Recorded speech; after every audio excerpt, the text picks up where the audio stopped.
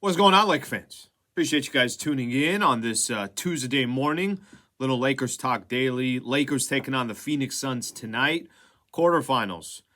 Two teams are already into the semifinals. So you got the Indiana Pacers that won last night. You got the Pelicans that went on the road against the Sacramento Kings. So the stage is starting to get set here. In-season tournament. So Lakers will play tonight, and then the Knicks will take on Milwaukee to figure out who the last two teams are going to Vegas. Should be a fun one. I'm going to preview a little bit of the game. In-season tournament, got to be honest, I still think this thing is slowly but surely catching on, and I think it's something that ain't going anywhere. It's not going anywhere for a long time. And then on top of that, they got to definitely, I think there's going to be at some point, you got to imagine that there's going to be some kind of tweaks to it just to kind of add to what it is. But I think so far so good. So Lakers chance to go out to Vegas. That part's all cool and dandy. I think for the Lake Show, you're trying to stack up some good wins. That's all. So Lakers and the Suns, if you look at the Lakers' schedule so far this year, so they beat Phoenix second game of the season, 100-95. I think we all know Devin Booker, Bradley Beal did not play in that game. And then the next time they played the Phoenix Suns, it wasn't too long after that, probably about 2 weeks after that, Lakers beat the Suns in Phoenix. This time, Devin Booker didn't play, but Bradley Beal played. Lakers made a nice little comeback to win that game. I thought actually one of their better wins of the season. But Devin Booker, he's back. So he's back in the lineup, and D-Book is the real deal. If you look at just the stats from the Phoenix Suns, you're looking at some of their players. Yes, very top-heavy. Kevin Durant averages 31 points a game, by the way. Almost 6 assists and 6 rebounds. Devin Booker, 28 points a game with almost with 8+ assists a game, which I was looking at that yesterday. That kind of threw me off. I'm like, Devin Booker's averaging 8 assists a game. So he's clearly become more of a facilitator, kind of has to take that role, and just under 6 rebounds a game. But after that, there's definitely a drop-off. I don't even think there's I know Bradley Beal, he's most likely not playing tonight.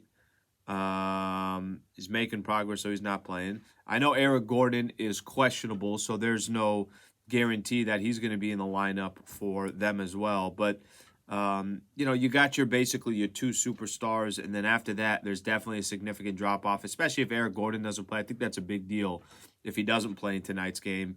Yusuf Nurkic is there. Grayson Allen is there. Okogie is there. So they got some other players, but none of them that, you really think are too big of threats. I think for the Lake Show, a couple things can get accomplished tonight. Number one, I talked about it a little bit yesterday that you really don't have any more excuses once you get healthy. And they're healthy.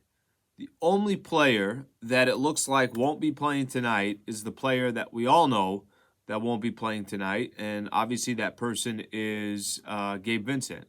But Rui Hachimura, good chance he goes tonight. Kind of keep going down the list if you like. Jared Vanderbilt's back. Jackson Hayes is back. Cam Reddish is back. You got a lot of these guys. Some of these guys played in that last one against the Houston Rockets. So there really is no excuse moving forward for the Lakers. Now that team that everybody had envisioned, that the front office had envisioned what they were going to do before the season started, now that team is exactly what has to come to fruition over these next 20-25 games. And games like this against the Phoenix Suns at home, where they're missing one of their key players, you got to win. Got to win games like this. And you got to also kind of start to show that, look, this is how we're going to beat teams.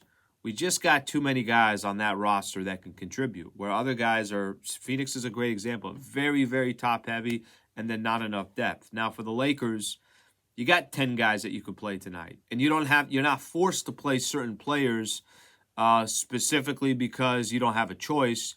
You get the luxury of playing them because you feel like they're the right person at the right time, or they're having a good game, or whatever the case is. But the matchup, Devin Booker can win you a game on his own. KD can win you a game on his own. The two of them together can, no question about it, win you a game on their own. And Phoenix has, since the last time the Lakers have played the Suns, they've definitely moved up in the standings. They're 8-2 in their last 10 games. They're 12-8 overall.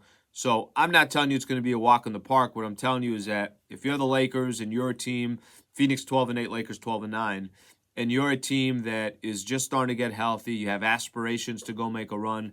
Games like this, I think you should win, especially as your team starts to get healthy.